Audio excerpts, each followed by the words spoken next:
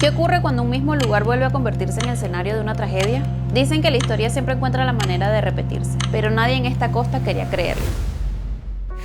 A tan solo unos minutos de Caracas, entre las montañas de la cordillera de la costa y las aguas del Mar Caribe, se encuentra La Guaira. Es el principal puerto de Venezuela, la puerta de entrada al país por vía marítima y el destino de playa más visitado por millones de venezolanos. Esa playa a la que bajamos a dejar atrás la rutina, comer rico frente al mar y respirar hondo, el lugar de escape favorito de millones. El pasado 24 de junio, un terremoto volvió a quebrar este lugar. En apenas unos segundos, calles, edificios y hogares quedaron reducidos a escombros, totalmente destruidos. La tierra se sacudió y recordó lo frágil que puede ser todo aquello que creemos permanente. Pero el verdadero misterio no es lo que ocurrió hace unos días, es que esta no es la primera vez que La Guaira ha tenido que levantarse después de una tragedia.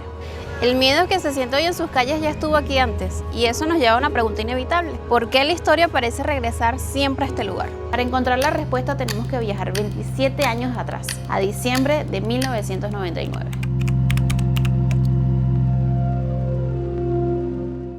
Mientras el país entero estaba en unas elecciones cruciales, en la costa empezó a llover y no paró. En solo 3 días cayó sobre La Guaira la cantidad de agua equivalente a todo un año. La montaña se saturó, se desprendió y bajó con una fuerza descomunal. Rocas gigantescas, lodo y árboles sepultaron pueblos enteros. Se convirtió en la peor tragedia natural en la historia reciente de Venezuela. La fuerza fue tal que modificó por completo la línea costera, ganándole un terreno al mar a punta de escombros. El impacto estructural fue devastador. El 85% de la vialidad tronconal quedó destruida y el 10% de las viviendas desaparecieron por completo. Y los principales hospitales, escuelas y el puerto y el aeropuerto quedaron totalmente inhabilitados. En cuestión de horas, el estado entero quedó incomunicado. Las pérdidas materiales se estimaron en más de 4 millones de dólares, pero la verdadera tragedia fue humana. Debido a todo ese caos y a que pueblos enteros quedaron totalmente sepultados bajo metros de barro, nunca se pudo tener una cifra exacta de los fallecidos. Las estimaciones oficiales y de especialistas se cree que está entre 10.000 y 30.000 muertes, además de miles de desaparecidos que jamás fueron encontrados y más de 100.000 damnificados que lo perdieron todo. De hecho, según el libro de los récords Guinness, fue el peor alud de barro registrado en la historia del mundo.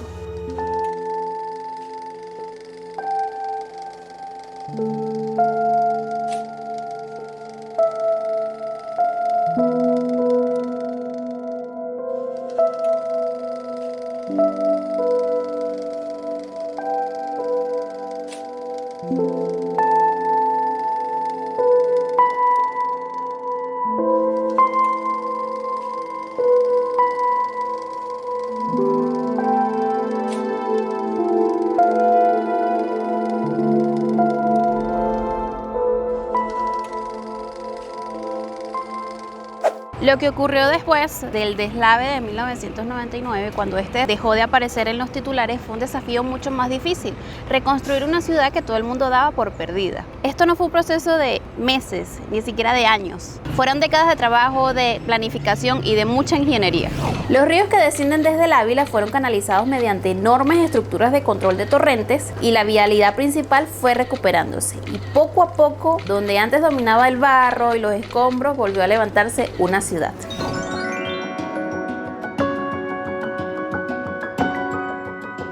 Pero la verdadera reconstrucción no se limitó solo al concreto. Con el paso de los años regresaron los visitantes, volvió el comercio y la economía comenzó a recuperarse. Si hubiera recorrido La Guaira apenas unos días antes del 24 de junio de 2026, difícilmente habrías imaginado que aquel mismo lugar había sido escenario de una de las peores tragedias naturales en la historia de Venezuela.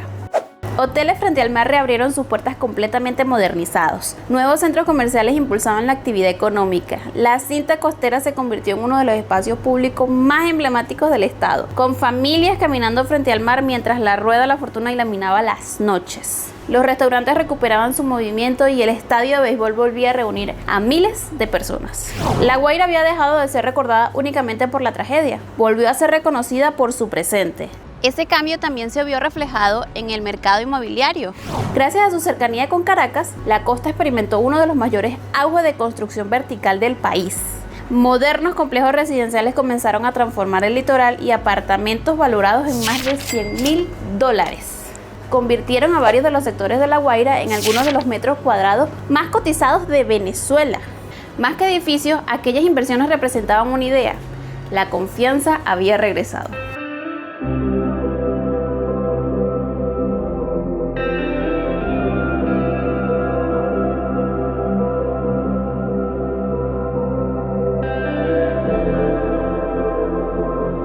Miles de familias apostaban nuevamente por vivir allí.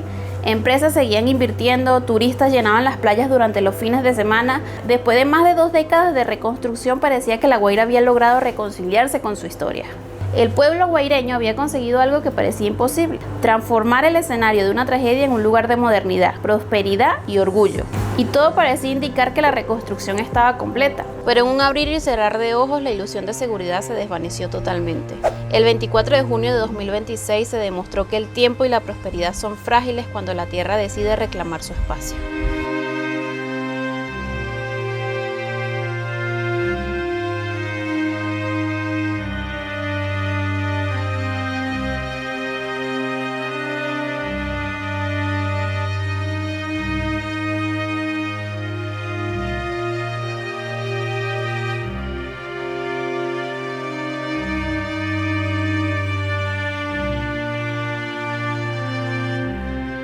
No fue un temblor común. Lo que vivió Venezuela esa tarde fue el peor desastre sismológico en más de 125 años de historia. Los sismólogos lo describieron como un doblete sísmico, un fenómeno extremadamente inusual en el que 2 terremotos de gran magnitud ocurren prácticamente de forma consecutiva.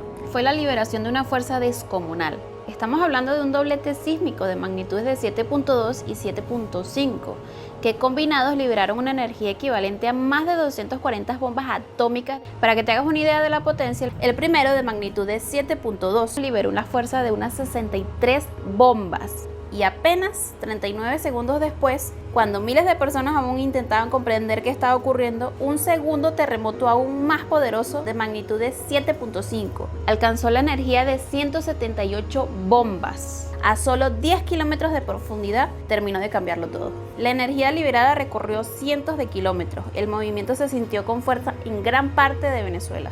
En la capital colapsaron edificios, fachadas históricas y parte de la infraestructura urbana. Mientras el país entero sufría las consecuencias, hubo un lugar donde la destrucción tuvo otra dimensión: La Guaira.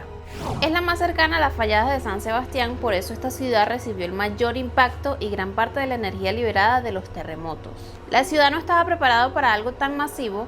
Edificios enteros colapsaron, escuelas, comercios, hospitales quedaron totalmente destruidos. Las primeras evaluaciones de ingeniería estiman que el daño fue mayor al 80% de todo el territorio guaireño. Las pérdidas económicas se estiman que fueron superiores a los 7.000 millones de dólares. En total, fueron casi 2 minutos continuos los que pasó el país temblando entre ambos terremotos. Fue tanta la energía liberada que el terreno terminó desplazándose unos 60 centímetros, más de medio metro de tierra moviéndose en cuestión de segundos. Esa combinación de un suelo desplazándose bruscamente sometió a las estructuras de Caracas y a La Guaira a un estrés tan extremo, fue lo que hizo que se destruyera prácticamente toda La Guaira y parte de Caracas.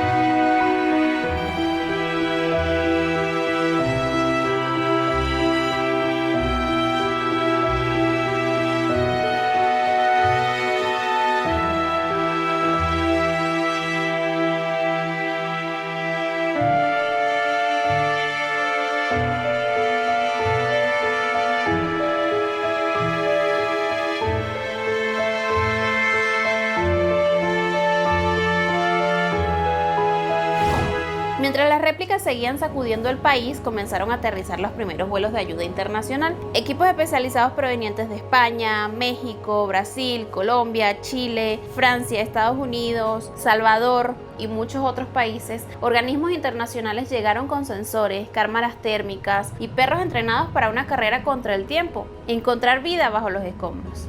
Pero antes incluso de que estos organismos llegaran para ayudar, los primeros rescatistas ya estaban allí. Fueron los propios venezolanos, los vecinos, los hijos, los hermanos, los padres de las víctimas, vecinos que excavaban para salvar a sus vecinos, sin maquinarias pesadas, sin equipos especializados, con palas, con picos, con baldes y muchas veces hasta con las manos. Hombres y mujeres que arriesgaron sus propias vidas internándose en las estructuras más inestables y peligrosas de Caracas y sobre todo de La Guaira, desafiando el riesgo de las réplicas constantes para poder salvar vidas. Algo positivo de esto es que dentro de todo el desastre 6.500 personas fueron rescatadas con vida durante las operaciones de búsqueda. Hoy en día todas esas personas que sufrieron las tragedias, que lograron sobrevivir de todo este caos, están viviendo en refugios improvisados, durmiendo en carpas, con donaciones de los otros países y también de muchos voluntarios. También han creado hospitales improvisados para que estas personas puedan recibir atención médica, por lo menos esencial y básica, y encontrar un poquito de paz en medio de tanto caos. Pero los humanos no son los únicos que necesitan ayuda, también hay millones de mascotas que quedaron huérfanas de las víctimas que también necesitan ayuda. Hay muchísimos médicos veterinarios voluntarios que han ayudado muchísimo. De hecho, un McDonald's que está en La Guaira lo convirtieron como un centro de atención médica para ellos, y también hay muchos voluntarios y refugios que están rescatando a estas mascotas. Muchas personas están adoptando para poder ayudar a estos perritos o mascoticas que quedaron huérfanos.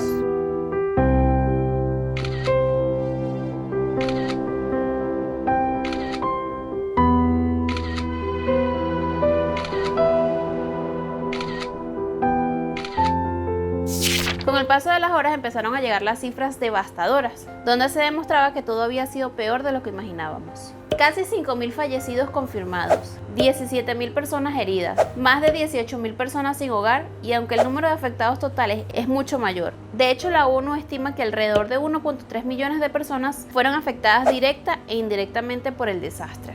Y sinceramente se cree que estos números falta muchísimo por saber realmente cuál es la cantidad exacta, porque hay más de 50.000 personas desaparecidas que se cree que aún están debajo de los escombros, lastimosamente. Los especialistas temen que las cifras sean mayores a las oficiales. Se cree que las pérdidas fatales van a ser aún mayores a las que están. De hecho, creen que pueden triplicarse, y esto se convertiría en una de las tragedias más grandes, tanto económicas como humanas, en la historia de Venezuela. Pero detrás de cada cifra había una familia esperando noticias, un padre buscando a su hijo, un niño preguntando por sus padres, una ciudad entera intentando entender cómo su realidad había cambiado para siempre en menos de un minuto.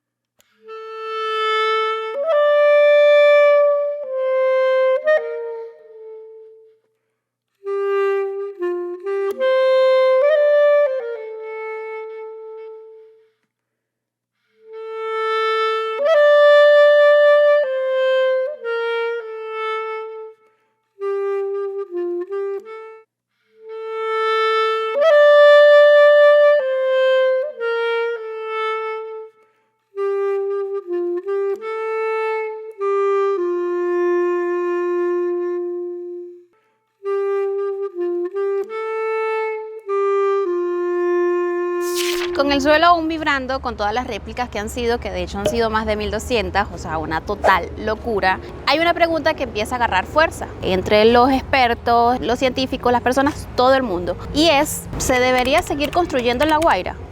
Después de dos grandes tragedias en menos de 3 décadas, surge un debate que parecía imposible: la posibilidad de limitar las nuevas construcciones en las zonas de mayor riesgo e incluso replantear el futuro de algunos sectores donde miles de personas han construido sus hogares y sus vidas.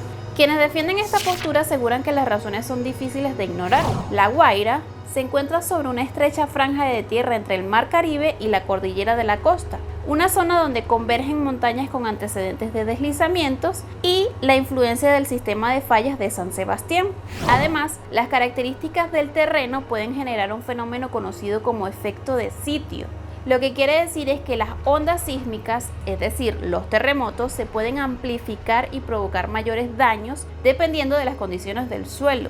Para algunos especialistas, volver a construir sin una planificación completamente diferente podría significar exponerse nuevamente a los mismos riesgos que han marcado la historia de este territorio. La naturaleza ya ha dejado dos grandes advertencias. En 1999, fue el agua la que descendió desde las montañas y transformó para siempre la vida de miles de venezolanos. Y ahorita, en 2026, fue la tierra la que volvió a recordar la vulnerabilidad de una región que durante décadas ha convivido con la fuerza de la naturaleza. Pero existe otra realidad que ningún estudio geológico puede medir, porque La Guaira nunca ha sido solamente un espacio físico.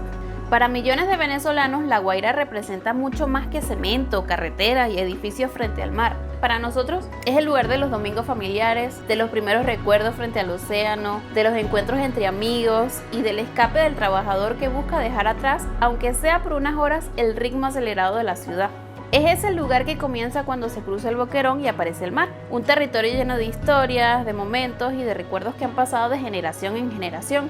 Por eso, pensar en prohibir nuevas construcciones o limitar definitivamente el crecimiento de La Guaira no sería solamente una decisión urbana o económica. También significaría aceptar que uno de los lugares más queridos por los venezolanos podría no volver a ser construido de la misma manera. La Guaira no solo representa un territorio para nosotros, representa una parte de la memoria colectiva de un país entero. Y ahí aparece el verdadero dilema. ¿Cómo proteger vidas sin perder a un lugar que forma parte de la identidad de millones de personas? ¿Cómo encontrar un equilibrio entre la necesidad de seguridad y el deseo de conservar aquello que tanto significa para una nación? Quizás la respuesta no sea sencilla porque reconstruir implica asumir riesgos, pero no reconstruir también implica renunciar a una parte de nuestra historia. Y después de todo lo que La Guaira ha vivido, queda una pregunta que todavía no tiene respuesta definitiva. ¿Debemos volver a construir sobre el mismo lugar que tantas veces nos ha advertido? ¿O debemos aceptar que algunas heridas de la naturaleza nos obligan a cambiar nuestro camino?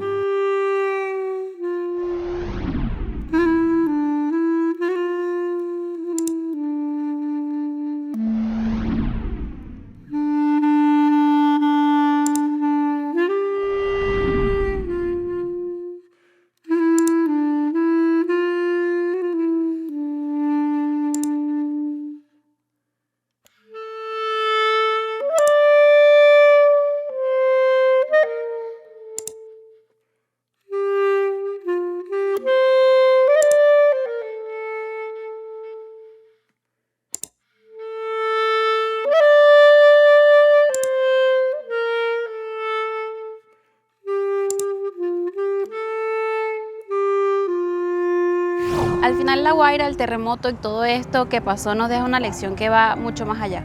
Venezuela es un país que ha vivido tantas cosas, la verdad, que se ha levantado, que se ha caído, ha vivido tragedias, la naturaleza la ha golpeado una y otra vez y se ha levantado. La gente de este país, o sea, los venezolanos siempre encuentran la forma de buscar de una u otra forma para levantarse. Pero la verdad es que ver La Guaira tan afectada, tan dañada, tan frágil, fue un golpe durísimo. Y esta tragedia y este golpe durísimo solo nos enseña lo frágil y corta que puede llegar a ser la vida. O sea, un día estás construyendo algo de tu futuro, estás pensando en ir a la playa al día siguiente, estás cantando cumpleaños y al minuto 2 se te cae todo encima y todo se destruye. Así que yo creo que hay que valorar un poquito más el presente, vivir el día a día un poquito más. No digo que no se piense en el futuro, pero a mí esto me dejó de enseñanza, fue como un despertar de hay que disfrutar un poquito más el presente, ser un poquito más agradecidos, valorar a las personas que tenemos al lado y dejar el odio atrás, porque no vale la pena.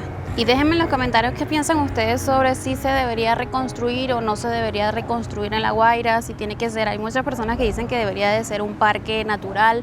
La verdad es que es bastante complicado de decidir porque La Guaira para nosotros es vida, literal. Déjenme en los comentarios y muchas gracias por ver este video. Nos vemos en un próximo video.